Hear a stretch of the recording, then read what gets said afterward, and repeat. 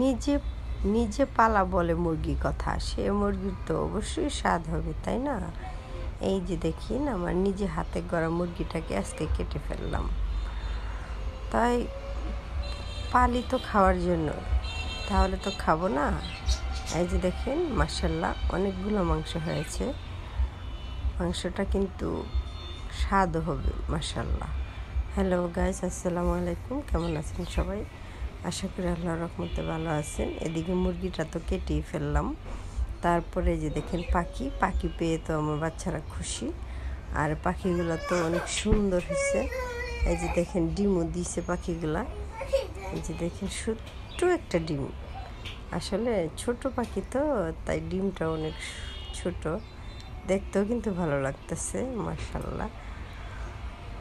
আর এদিকে তো মেয়ে মানুষের কাজ বলে কথা, একের পর এক সারাদিন কাজ করেই যেতে হয়, তাও মানুষের মন পাওয়া যায় না।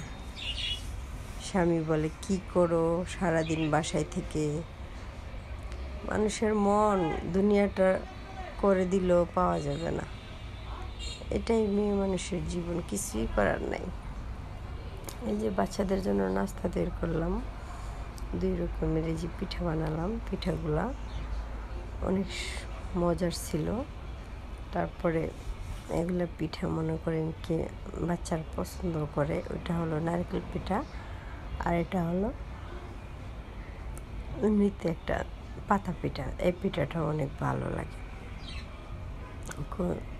আর এই যে মাংসের তরকারি রান্না করলাম, এই যে ছিট পিঠাটা দিয়ে খাবে, এই ছিট পিঠাটা দিয়ে মাংসের তরকারি অনেক ভালো লাগে। আর আমার যেদিনকে রান্না করতে হয় গরু মুরগি দুটোটাই করতে হয়, কারণ মুরগির মাংস আবার আমার ছেলে খায় না, গরুর মাংস, তাই মুরগিও করতে হয়। একজন ছেলেকে গরু খায় না, আরেকজনে মুরগি খায় না, খুবই মুশকিলের মধ্যে আছি। আর দেখেন বাসার নিচে কি সুন্দর একটা ফুলের ভ্যান গাড়িওয়ালা বসছে, আমার তো অনেক ভালো লাগতেছে। আমার ইচ্ছা করতেছে যে সবটি ফুল কিনে নিয়ে আসি। আর এদিকে প্রোগ্রাম করেছি বা আমার বাবা আর আমার ছেলে আর আমি যে বোনের বাসায় যাব, যেহেতু আমার দুলাভাই অ্যাক্সিডেন্ট করে পাটা ভেঙে গেছে, সেই জন্য ওনাকে দেখতে যাব। এই যে রওনা হয়ে গেলাম, তারপরে যাচ্ছি, ফল কিনতেছি। এই যে দেখেন মালটা নিলাম, তারপরে গিয়ে সেরা আঙ্গুর নিলাম, টুকিটাকি। এই যে দেখেন আরও ফল নিলাম, নেওয়ার পরে যে চলে যাচ্ছি।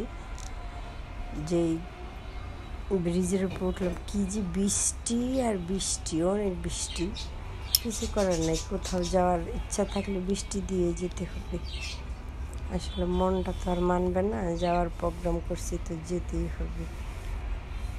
আর আমাদেরকে বৃষ্টি পাবে না অবশ্য, বাসে উঠে যাবো গা।